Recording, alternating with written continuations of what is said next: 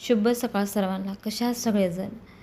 तर बघा, आता इथं 4:49 झाले आहेत आणि माझी इथं सकाळची अंघोळ वगैरे झाली आहे. तर आज खूप लवकर उठले होते का तरी आज सगळं काम मला आवरायचं होतं आणि बाहेरलं वगैरे सगळं काम झालं होतं. आता इथं माझी अंघोळ वगैरे झाली होती, देवपूजा पण झाली होती.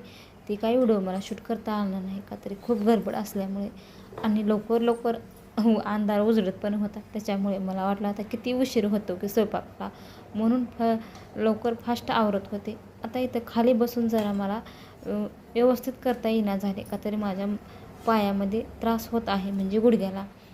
तर बघा इथं माझे सकाळचे निवेद वगैरे करणे झाले. आता आज आमच्या इथं आमुषाला असते झाड पुजायचं आणि गावामध्ये पण जायचं असतं आम्हाला.